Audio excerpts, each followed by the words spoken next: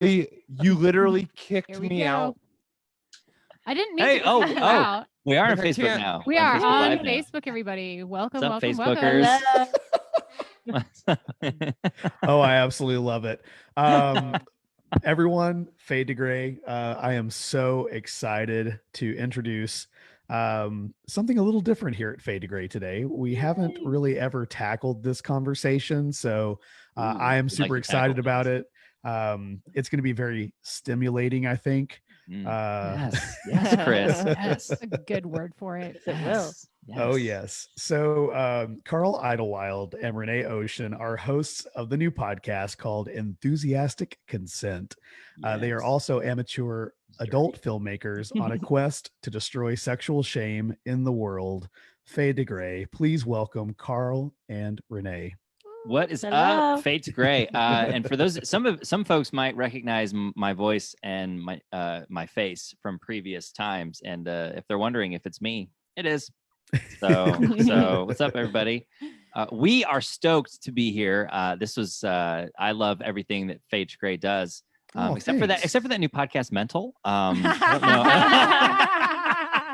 don't know. It's so lame. Oh, snap. Just kidding, Seth.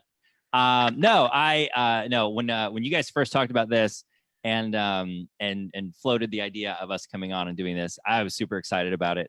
Because I don't know, sex, growing up in the church and being a former pastor and all that kind of stuff, sex has always been one of those, like, I mean, it's so cliche to say, but it's cliche because it's true. Like, sex is that taboo topic, right? That we all know about, we all experience sex drives and like eroticism and erotic feelings, but they're bad until you're married, and then all of a sudden, once you're married, then they're good. And I've just been on this, I don't know, 27 to 35, so however many years that is, math majors, like kind of on this quest to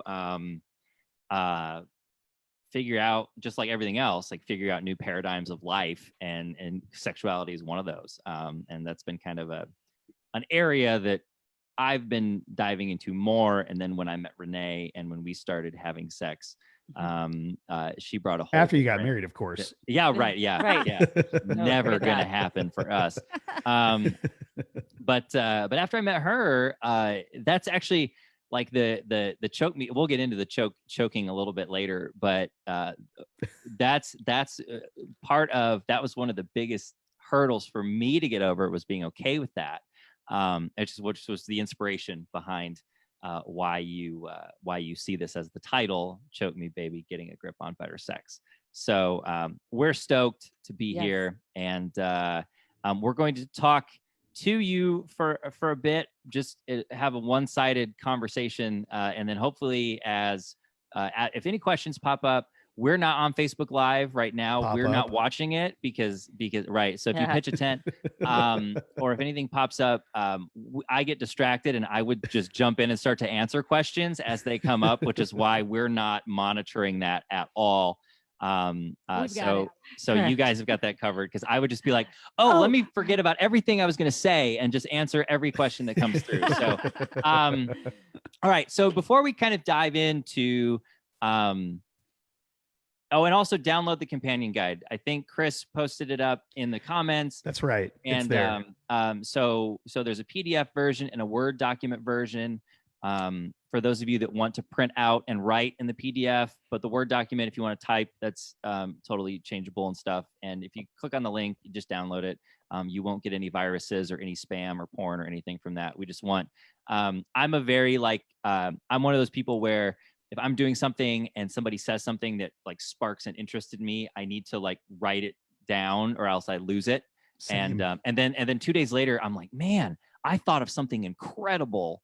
Well, I was listening to whatever audiobook it was, and now I don't remember anything. So that's why we made that for you. So hopefully it'll give you a little bit, some stuff to chew on later. So for those of you that have the companion guide downloaded, we're just going to kind of go through the first couple paragraphs. If you don't, that's fine, because I'm going to essentially tell you what it is. There's a great book out there called Sex at Dawn, and it's written by Christopher Ryan and Casita Jethra. I don't know if that's how her name is pronounced, Casilda. but or him. I don't know if it's a man or a woman now that I think about it. But there's a great book called Sex at Dawn that pretty much takes this standard narrative of human sexuality that we have in the West and flips it on its head. And the standard narrative of human sexuality is basically boy meets girl, and as soon as they meet, they start evaluating each other to decide if they can be a good pair. And the standard narrative says, if I'm a man, I'm looking for youth, beauty, wide hips, and I want to make sure that you are able to be incredibly fertile and crank out as many children as possible, because that's the goal. And if you're a woman, you are looking for wealth and status and power.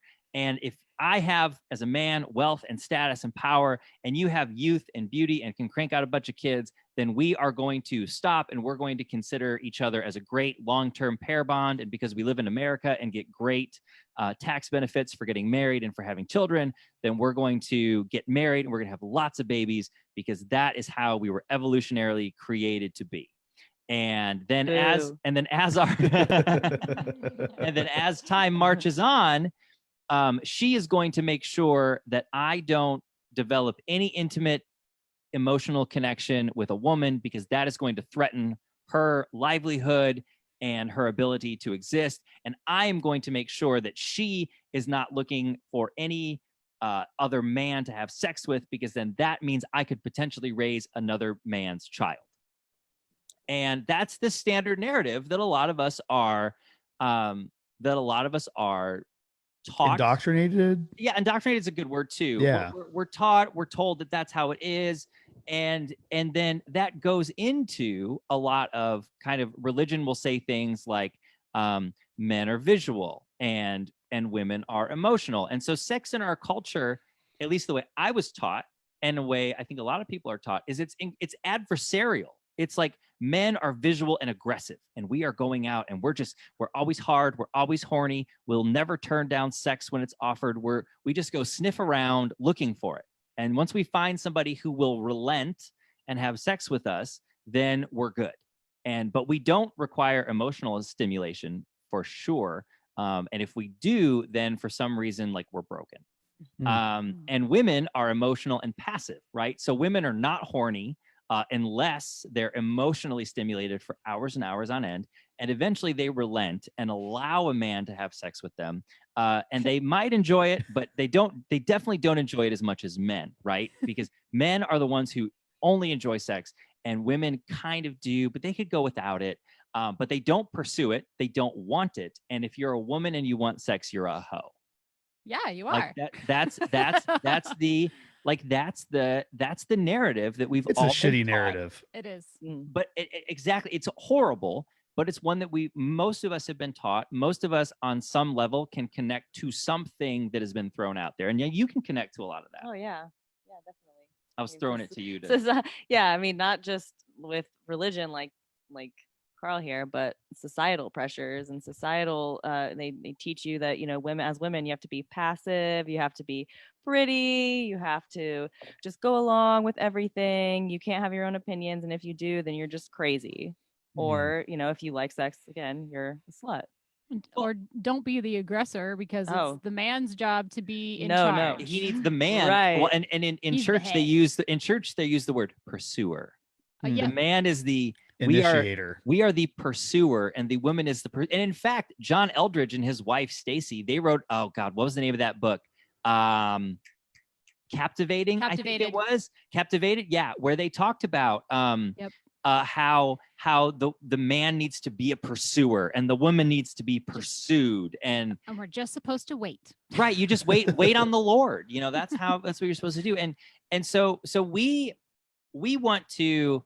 Now, we're not going to build a case for turning the standard narrative on its head. They do a great job of that with Sex at Dawn. And if you download the companion guide, we have a reading list all the way in the back on the last page that gives some great resources for those who want to dive a lot deeper into this than what we're going to get into in 40 minutes or an hour. So we wanted to give you 5 steps that we think you could take to have better sex, because if there's one thing that I've Hold learned, on, let me grab a pen. if there's one thing that I've learned post religion, and it's that if you're, for me personally, if my sex life is bad, life is not as pleasant as it can be. And I say that in the most like earnest way possible, because we haven't been able to have sex for like a month.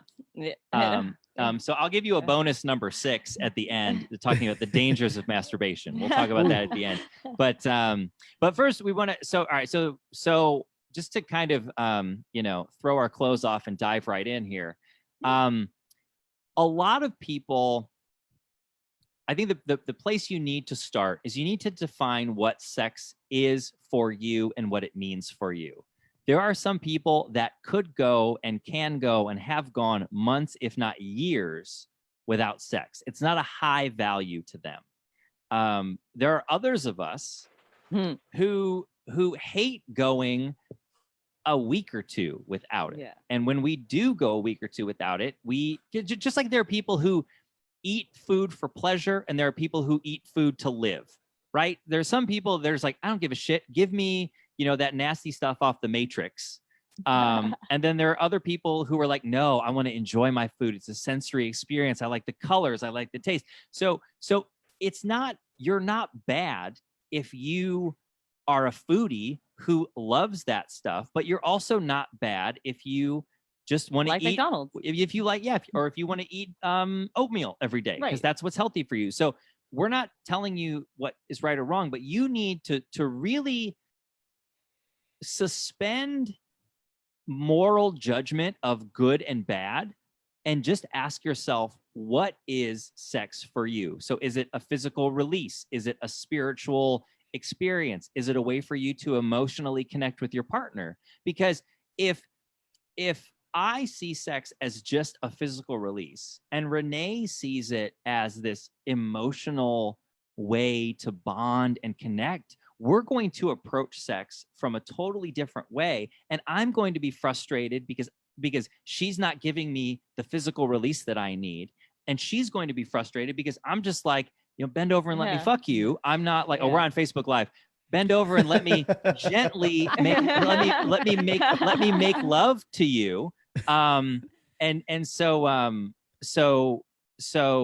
if we're coming at it from different perspectives and we don't even recognize that, we're already setting ourselves up for frustration in the bedroom. And so again, my big encouragement in anybody doing these exercises is suspend moral judgment. This is not good. This is not bad. It just is. You're not good for wanting sex as just. We interviewed a guy the other day. His name is Andrew.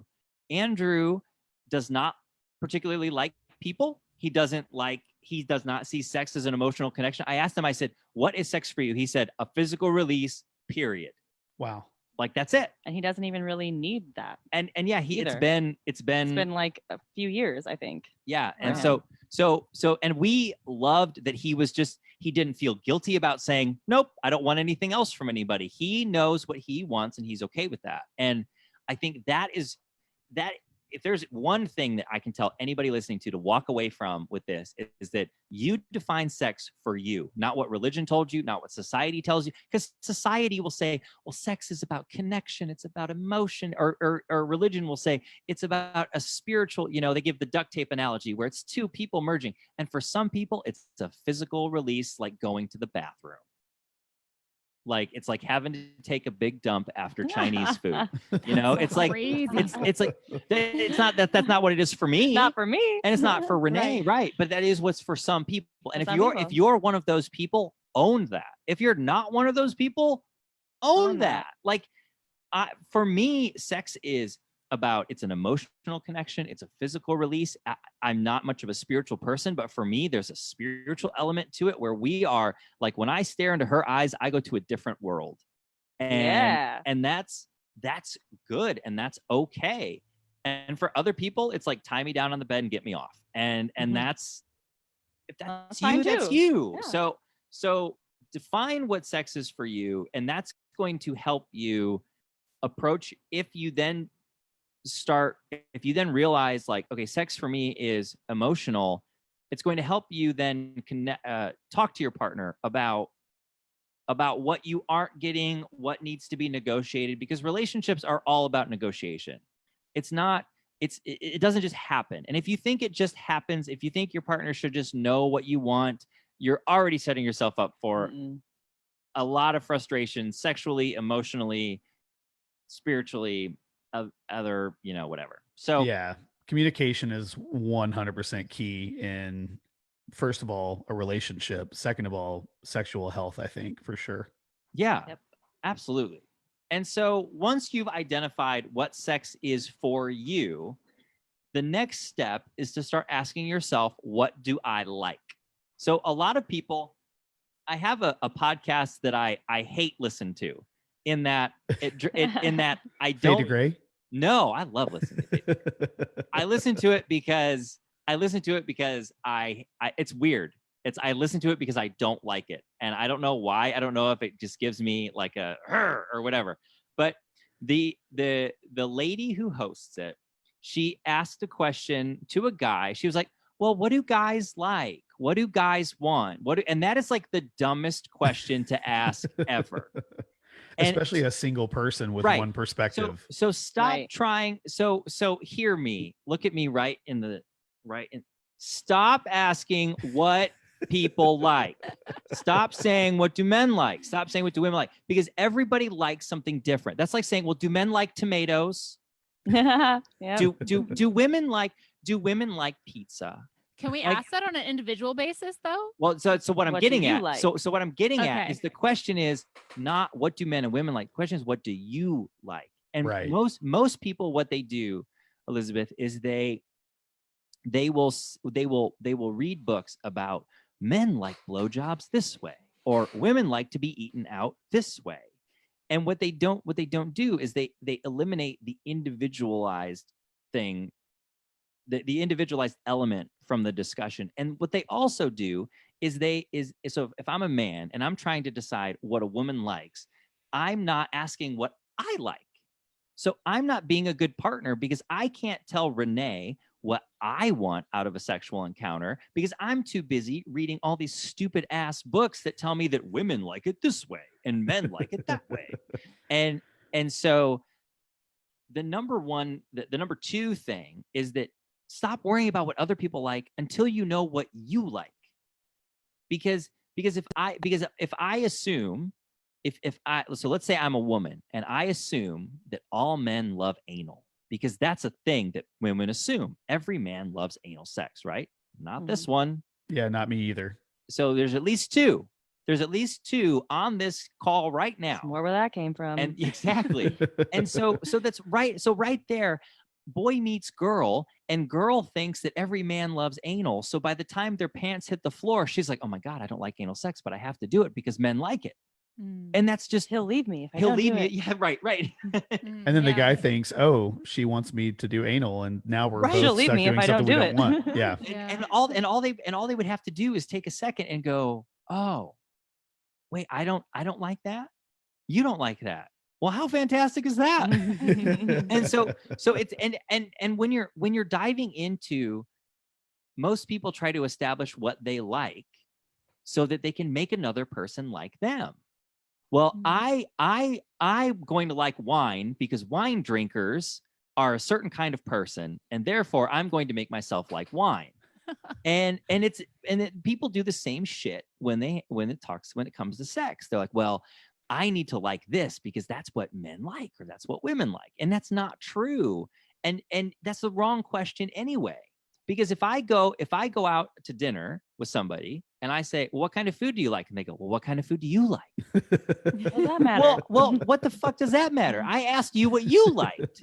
So why are you sitting here wondering what I like? Because like, don't you have your own independent thoughts? Like, don't you like certain things? And so you need to know what you like. And again, suspend moral judgment. If you like anal, awesome. If you don't, awesome. Like, if you like to be eaten out, great. If you don't like to be eaten out, great. If you don't like to be deep-throated, then say that you don't like that. Like, that's okay to go, yeah, you don't have to do that, honey. Like, I don't need that. But too many people are worried about what others like, and they don't focus on what they like. Yeah. And how in the world can you even communicate what you like if you don't even know? So we would encourage you to come up with a sexual wish list. So rather than and don't make this hard and fast either. So like if you've never been deep throated, or you've never deep throated, Yeah. you don't know if you like it or don't like it. And this is a great place to talk about choking. Yes. because I had sex. So if you were to ask me prior to meeting Rene, do you like actually choking someone? I'd be like, no. Well, that's bad. That's bad. You're not supposed to do that. That's abusive. That's mean. That's the big one. And I was growing up in church. I was like, well, yeah, you can't do that kind of stuff. Like that's oppressive and aggressive. And I was trying to come up with another if, because I could but I missed it. And so the first time that I had choked a couple people before. I wasn't his first. No, she wasn't. No, she wasn't. But to be clear, we're talking about sexual play. Yeah. Right. Yeah. Yes. So I'm talking about choking someone during the act of sex. Right. And so I'd never done that before. Yeah, thanks, Chris. Yeah, I don't go around choking women. What? And so she wanted me to choke her, and I was during sex. Yes. Yep. And I was very timid at first, and she was like, "No, do it." And so I increased my grip by like a millimeter. Like I barely tightened down, and so we've actually had to like work on that. And then at one point I choked her and she coughed, and I was like, oh my God, I'm so sorry. I knew it too. As soon as I coughed, I was like, oh, he's gonna freak out. So we were doing so good. And so she likes that. I would have said I don't like that a year ago. Now but you've never tried it. Now I love it. And I love it because I love first of all, I like it. I love how much she loves it. And so this is why it's important in certain cases. Early on, I would say, don't make it a hard and fast rule about your likes and dislikes, but say, generally speaking, like, I'm not into that, but unless it's like try it out in a situation where you think it might work. Yeah. And if you do have a hard and fast rule, that's great. And there's nothing wrong with that. But if you've never tried it, consider that what you like. I was uncomfortable choking her, and still kind of am sometimes during sex, but I also know how much she loves it. And that has been something that to me has really become a lot more exciting, because I know how much she loves it. So, can I stop you there for just a second? Please. Go for it. What is it about the choking that's pleasurable? I'm curious. And I don't like it to be like choking, like he's choking me out and I can't breathe. It's just it's I think because I have such control issues in my life that I kind of like the more not dominating, where he's like, taking me over or whatever, but I do like a little bit of more like dominating feeling in the bedroom, where it's not for the feeling of like not being able to breathe. It's just the control. It's the control. I have tell me if I'm wrong on this, because I've actually thought about that a little bit.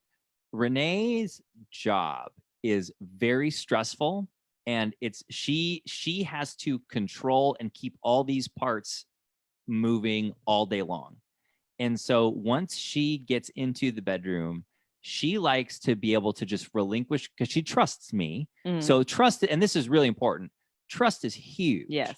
Like if he's not going to hurt you. This this is consensual. This is loving. Like, this is not it's fun. Like, I like to be thrown around and things like that. It's not for like abusive. Right. And I'm not throwing her into a wall to where she's being harmed. It's like she likes when I grab both ankles and flip her over, or like It's back and almost forth, like or- roughhousing, maybe like play. Yeah. That's a good, but the draw for her, I think, is that she can just relinquish and relax and let go and blow off steam and just say, I'm not making a decision here. I've made my decision that I trust you, and I trust you to do what feels good for you, but also she trusts me enough to know that I do what I know feels good for her. Like, because I'm incurred when she feels good, that's motivating for me. Yes. I mean, But- that's So then my question to bounce off of that, then, if you were, Karl, if you were ever to find yourself with another partner, you wouldn't just automatically like heat in the moment, because you would want to know, like, one, is this okay with them? Two, do they like it? So it would be a whole conversation. right. With the new partner. I have a well, and so when I'm encountering a new partner, I'm about to get up on another soapbox. So it's just so stupid that people have these dates and then they go back and they do stuff in the bedroom and they don't ever talk about that. Like, neither one of them asks this question: do you like that? Is this okay? Like, they just assume that what they're doing works. Mhm. And that's just unwise. And so if I were to do something with a new partner, or if we were to have somebody come film with us, which is something that we're, that would count as a new partner. Right. Like, before the clothes even come off, it would be, do you like choking? Do you like spanking? Do you like, what do you like? I would ask the question, what do you like? Which is why you need to ask yourself the question, what do I like? And so I always ask a new partner, what do you like? And if they say, well, I like my hair pulled, I like to be spanked a little bit, I like to be choked, then I would say, like, in the moment, I would say still like, can I pull your hair? Like, in that moment, before I did it, I would say, can I pull your hair? Or I would wait for them to say, choke me, or I would wait for them to say, spank me. Or if I spanked them, I would say, was that too hard? Or was that too soft? Or did you like that? And so it's this constant, like, you're always checking in, even while you're doing it. Because if somebody says, I like to be choked, but what if they don't want to be choked that day? Right. I was just gonna ask that Right. question, because there's sometimes, I don't know, is this TMI? I might get in trouble for this. That it's okay. He's if not- it's he's not in the rough. room, just do it. Do it, Sometimes it's okay if Elizabeth. it's rough, and sometimes it's just nicer when it's gentle. Yeah, there's times where he doesn't choke me, and it's like nice and lovey and romantic. So yeah, my baseline is non-rough. Yeah. So I am my first interaction with most people sexually is not rough. Our first interaction, for whatever reason, my hands ended up around her neck, and I don't know how that happened, but they did. And we've actually gone back and forth. Like, she was like, "Did you I ask me? you? Did I ask Did you? you?" Yeah, we don't know how that Can't remember. happened. No. But our first time was pretty damn wild. Yeah. And so was the second time. And it's another story for another time. So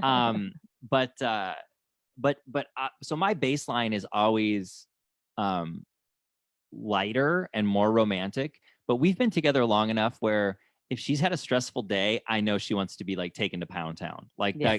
I know that when she's really had a rough day, that's what she wants. It's like a release. Like, that's what Yeah. it feels like. You're just like, yes. But there are days that I don't want to be that rough, and so Right. I won't be. And there have been some times where she's like put my hand on her neck, and I just like slide it down because I don't want to choke her that day. Yeah. So I just slide my Like- hand down. I put my hand here, or like I'll kind of have it close, so it's like a compromise. It's like not on her Not neck, me, Yeah. but it's close. It's like on the collarbones, Yeah. So Yeah. that's kind of. So that's how. But and that's with anything. So Yeah. that goes. I mean, that goes for types of blowjobs, types of oral, types of anal play. Like, all those things are things that you like. Like, there are things that I like with her that I don't know if I would ask somebody else to do it to me, because I don't know if I trust them enough. Mhm. Like if I was with somebody else, I don't know if I would trust them enough to ask them to do things that she does to me that I know feel good, but I'm like, oh, I don't know if this would turn her off. Like, I don't know if she'd be willing to do that, So it is a thing where like there is a safety that develops over time where when I know what I like, she knows what she likes, and then we start to learn what we like. Mm-hmm. Our sexual interactions might be different than if she was with somebody else. She might engage with him in a different way than she engages with me because It's not him. Because it's not me, and vice versa. So Yeah. yeah. Makes sense. So are we good with number 2? We're good with number 2. Yeah. All right, so let's move on to number 3. So define what sex is for you. Stop asking what men, women, etc. like, and start asking what you like. And then this is the fun, but also this is where it's really important. Is the hard one. This is important to like where it's really important to be morally neutral, but it's also this can be hard for most of us. Once you start to think about what you like, you're going to have this shame narrative that you've bought into. It will start to creep up. This is when your narrative starts to creep up, is when you really start asking, what do I want? Because for most people, the questions they've asked are, what do men want? What do women want? What is okay in society? And what is God okay with? And once you stop asking those 4 questions and just ask, what do I want? Then you start feeling bad for what you want because God would be displeased. Other men won't like it. Other women won't like it. Or society will shame you for it. It's funny that you mentioned God being displeased because we actually had a comment from one of our listeners, Michelle Collins. She says, deconstructing from religion completely changed her life with regard to sex. Getting rid of those religious stereotypes is so freeing. Yeah. Well, so here's a great here's a great example for me personally of where I had to like get ready. You smiling because you know what it is. So I grew up in a fairly like homophobic kind of environment anyway, like town wise, like small conservative town, very homophobic. Like nothing like your butthole is only for things to come out of. That's the only for shitting. Or it's only, or you can put your penis in a woman's butthole if you really want to. But that's the only thing. But not if you're a man. Right. No. And so I saw on a porn video, I saw a girl being like having sex doggy style. And she reached back and she like tickled the guy's balls. And so I asked her to do that. So I was like, let's try that. And then she took her finger and went further. And didn't go in because she's got major nails. So she didn't go in, but she went on it. And I was like, I shot to the moon, man. Like that there were sounds coming out of it. Felt amazing. And then a couple days later, when I was thinking about, do I like this? I felt all this shame about like, oh my gosh, like guys aren't supposed to like butt stuff. Yeah. Done to them. Or if you do, that makes you gay. And for whatever reason, gay is bad, even though gay is amazing. Like if you're gay, then you should be gay and you should love it. And so why is it bad? And so now I'm sitting here like there's a sex toy we found that we really want to get that like goes, it's like a cock ring that's attached to a male butt plug, like prostate simulator. And so it like goes in my butt and then my balls and my penis go through it. Then I get hard. It's the great thing. We're going to this whole thing. We can't. We're going to review it on our. It does sound, podcast. yeah. So we're going to do a sex toy of the month on our podcast. Oh, that's awesome. And like review the sex toy of the month. And we'll rotate between male sex toy and female sex toy. There might be videos. And we're going to make videos of it. We're going to make a video review of it, of like how it would work and all. It's going to be really fun. But that's one of the toys that's on the list. But that is an area that I had to work through some shame with. I had to work through shame with choking her. Like that was another thing I had to work through some shame with because I felt ashamed and I felt like I was doing something wrong by doing exactly what she asked me to do, which is silly. It's so silly, right? But I felt that way. Same thing with masturbating. Oh, yeah. She likes when I masturbate and take videos of it. And I felt like I felt so uncomfortable the first few times I did that. He didn't believe that. I thought she was lying to me that she liked it because I was told that women are just emotional. In the church, the narrative is women are emotional, men are visual. So women don't like to look at porn. They don't like to see men masturbating. They don't they don't get off by seeing men get off. And here she is like, yeah, baby, take me more videos of that. And I was so uncomfortable with it. And I still kind of am. But And then I told him I actually watched them on my own time, and he was like, "Oh, yeah, okay." she cool. texted me in the morning and she was like, I just watched the video you sent me last night. I was like, you did? That's kind of cool. And so now I'm less No, now he's serious about it. now I'm serious, and that's we'll get to step 6 in a minute, which is don't masturbate too much. But yeah, and so some of the other things, especially if you're a woman and you're going through these things, one of the biggest shame areas I've heard from women is, oh, I have a really high sex drive and I felt bad about that. Like Me. I see that in so many groups that I'm in, lady groups. It's like yeah, top questions about sex. What's wrong Yeah. with me? I have a high sex drive. yeah. What's wrong with me? I'm horny. That's Nothing. actually a good thing. in my opinion. Nothing is wrong with you. It's like saying, what's wrong with me? I get hungry every day. Like, oh, it means your biology is working. So like when your libido disappears, that's when you should go maybe see the doctor, because that could be like a hormonal That's thing. a problem. So like and with guys, fellas, I'm going to talk to you. There's an area of shame that you just got to get rid of, and that is lasting long. Like I think the big area of shame for men is how long I'm not hard enough, I didn't last long enough, it wasn't good. Well, hold on. Let me make sure that Seth is listening. He's going to want to hear this. Go ahead.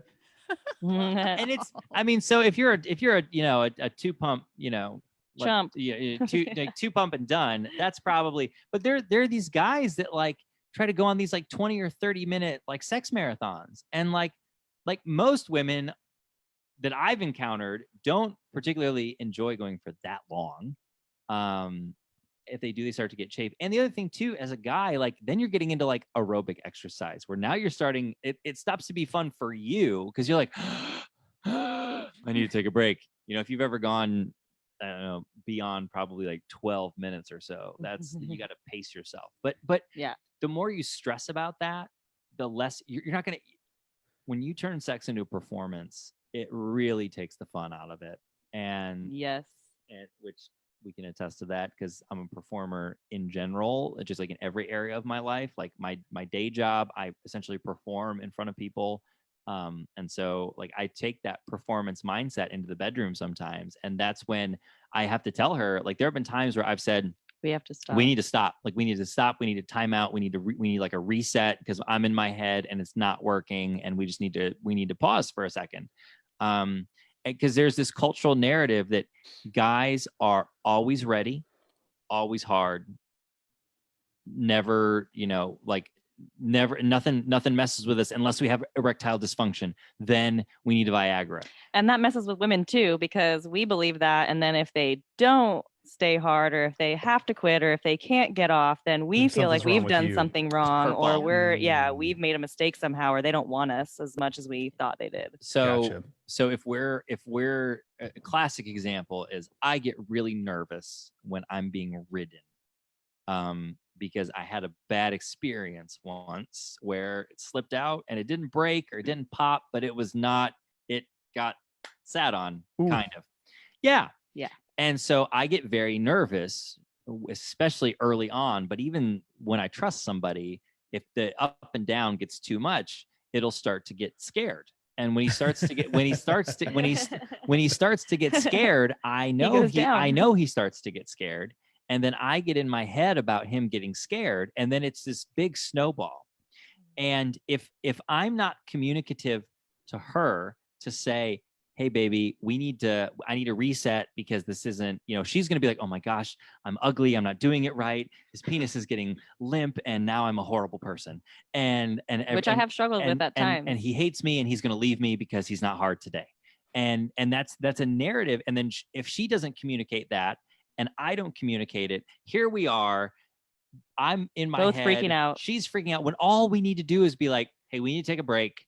Lay next to me. Let's make out for a little bit. Let's do some touchy. and it'll come back. Like, Oh, I yeah. just need to relax a little bit. But people don't have those conversations because in the movies, everything works out right every Everything's time. perfect and beautiful. You don't see the fluffer in the background, getting the dude hard. You don't hear the cameraman saying, "Come on, man, are you Stay hard, hard? stay Are you hard, hard? stay Stay hard." hard." You don't see those things on movies. And so there's just this, everybody that watches porn or everybody that sees these love scenes on film, they're just like, well, it's just supposed to happen. And it doesn't happen sometimes. And that's, You hate how easy it goes in the movies. He's like, let I me don't tell know you, why it let me looks so easy. Let me tell you, when you're watching these movies and they, and the guy just like, the pants go off and the girl doesn't even go like, or anything like that. And he just like shoves it in. You're like, that's not real. That's not Right. real. Like you need to Some time. You need to show those hips slowly moving forward. Because if you just ram it in like that, man, it's not going to work for you. It's not going to happen. I often think that they probably do a lot of editing with that stuff. Like maybe they even do the cum shot first and then go back. No, and they actually wait. They save it.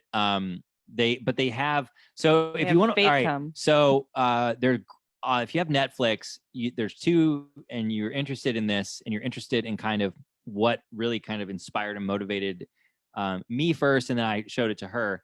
It's called Hot Girls Wanted, and there's a full length documentary called Hot Girls Wanted, which follows a few porn stars through their journey, and then there's a 6-part or 7-part, Yeah, but or each one is a or different story. 5-part series that follows different people in different Parts of the industry.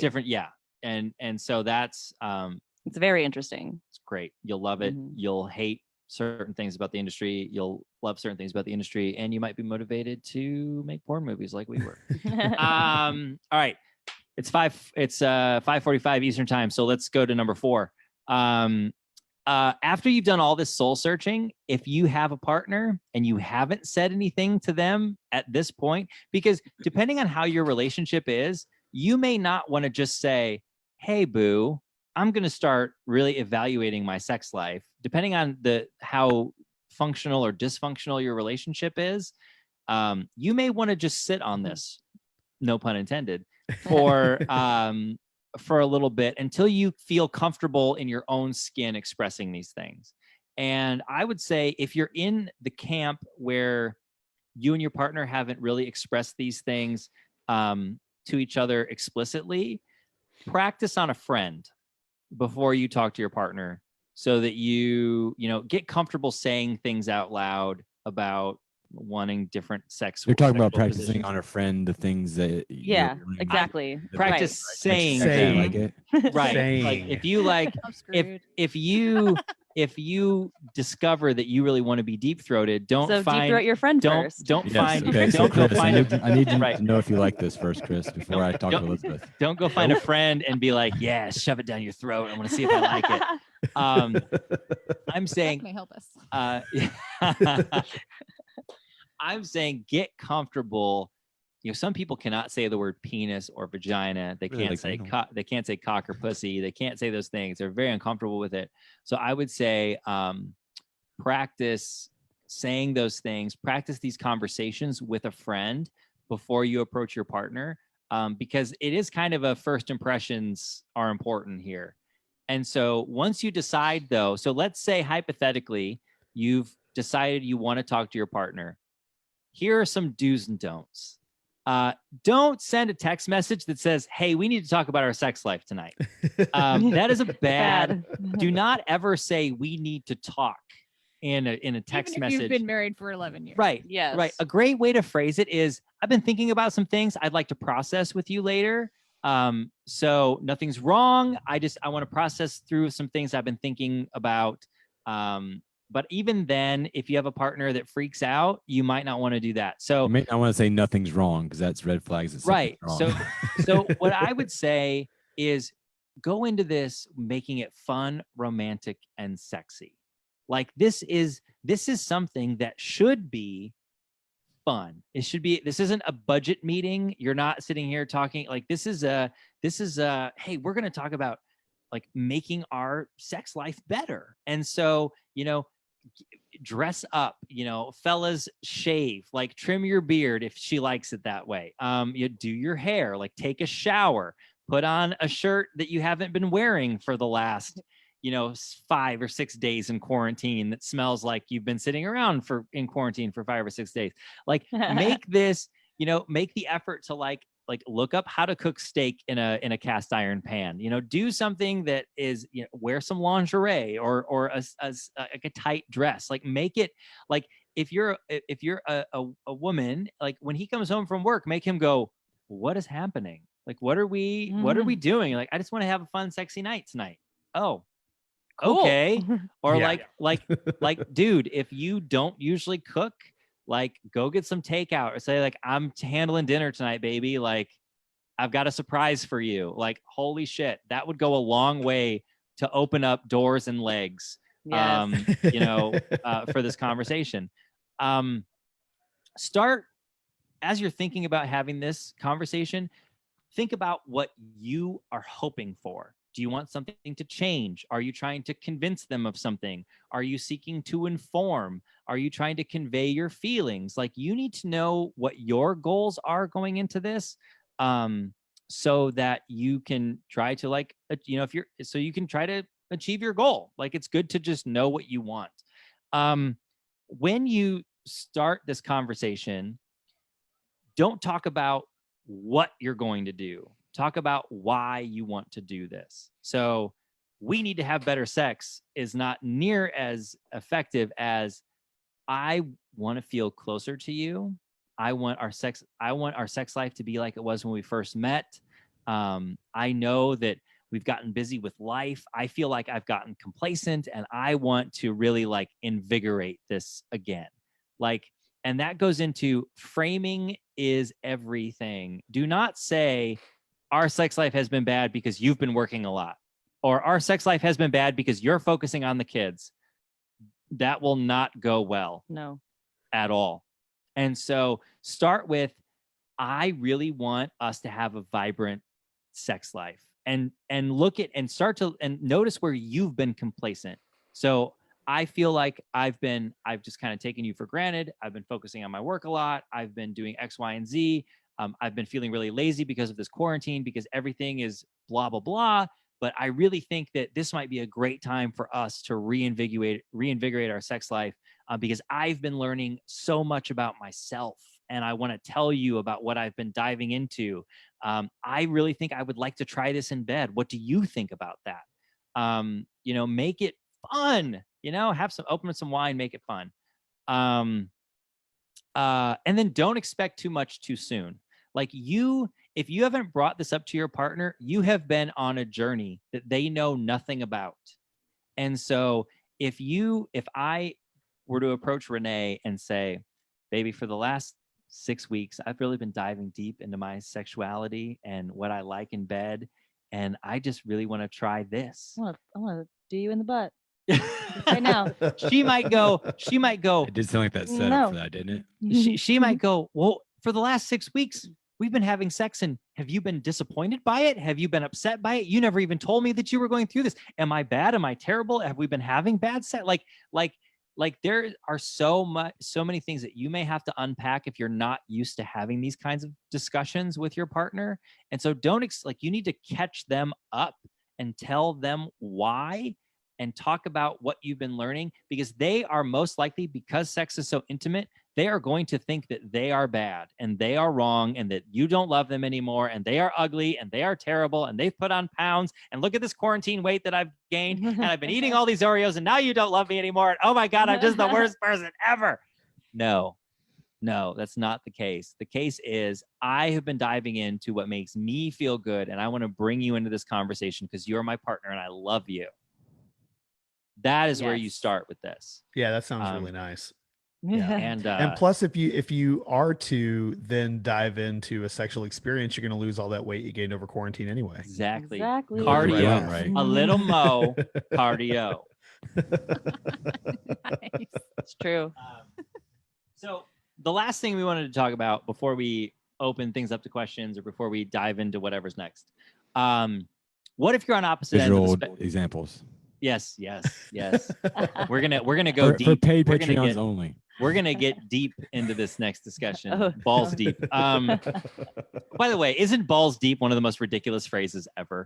Ridiculous. Like, oh, I'm going balls deep. Like anyway. So what if you're on opposite ends of the spectrum? How do you compromise? Like we talked about earlier, try to eliminate definitely from your vocabulary. I definitely don't want to do this. I definitely do want to do this. Try to figure out different compromises and ways you can compromise. So a big one that we hear a lot about and we see a lot is a guy who wants to explore anal sex with his girlfriend or boyfriend, depending on top and bottom. But a guy who wants to explore anal sex and the other partner who is like, nothing, like your dick is not going up my butt. Like that's just a hard no. So how can you, I didn't even think about how I Hard no. no. How can you close the gap? That was the question I asked on our notes was, how do you close the gap? So if you're a guy and you're into anal play, but your partner is a little bit less likely to be into it, like try something like a butt plug or even like your pinky finger. Like that's a great place to start because it's small. It helps you understand the different sensations. And the thing about like a butt plug or a finger is like, it does make the vagina tighter, which anal, is tight. And it makes the vagina tighter, but it's less painful than a penis. And so, as a guy, how can Depends you on whose penis it is, I guess. Well, that's true. As a guy, how can you, maybe you could, if you're so interested in anal, why don't you play with your own ass? Like, why don't you see what that's like? Like kind of, if the big joke all the time is like, if a guy wants a threesome, but a girl says, well, would you fuck me with another dude? And he's like, oh God, no. How are you going to support this if you're not even willing to try it on yourself? So if you want to throw something up her butt, why don't you take something up yours first and see how that goes, and then go from there. Yeah, so see how it feels. So because what if you do that and you're like, oh, okay, I'm not going to ask you to do that because that's or what if you discover that something shoved up your ass is amazing and that's all that you need, and that's so there's ways to get around it. The big thing though is if you want something that your partner doesn't, go slow, be gentle, and be willing to find it. A great way to explore and have fun is, how can we compromise through this? I'll choke you, but I'm not squeezing your neck. Because when we first started, I just put my hand on her neck. That was all I could do. I did not want to squeeze. I just put my hand there, and that was it. And now I squeeze a little bit.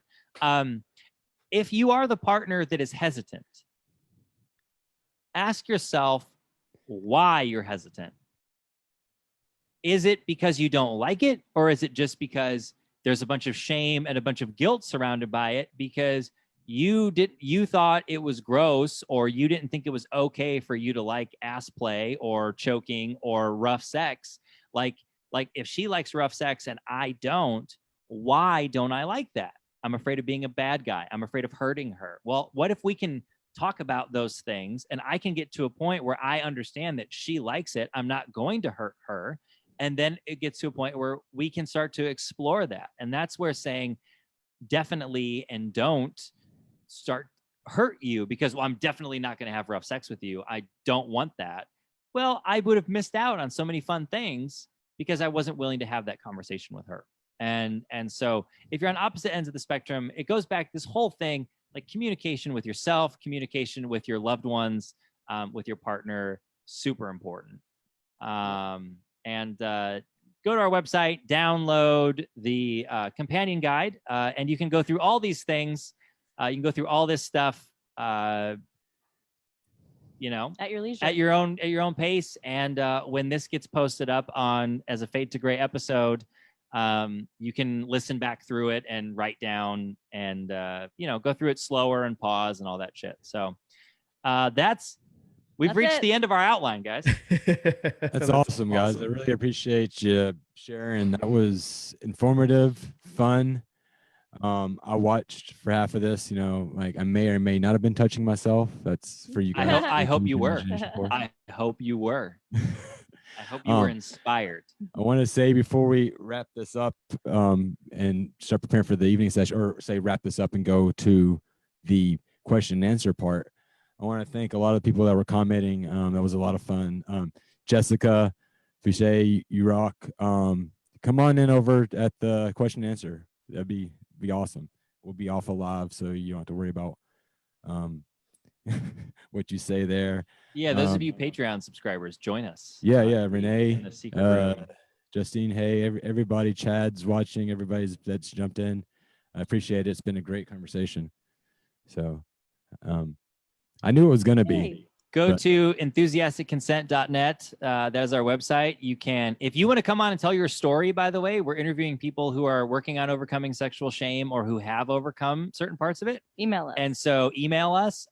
We're also making videos. And so if there's anybody that wants to be in a video, we'll tell you all about Email us. Email us. We'll tell you all about that process, which is totally different than if you're going to be a guest. There's a lot more, there's a lot more vetting that goes through with that. Involved. The more technical process. Jessica, I'm going to be DMing you the Zoom link, and anybody who wants the Zoom link, anybody, obviously Patreon, it's free. Patreon's a little as $5. Please come over, interact. You're going to really love the visual visual experience. We're dropping our, no, that's not the right word. As soon as we get off of Facebook, as soon as we get off our Facebook Live, we're dropping our pants. I'm actually starting to unbutton my shirt right now. Yeah. All right, let's get off of Facebook so we don't get Facebook jail.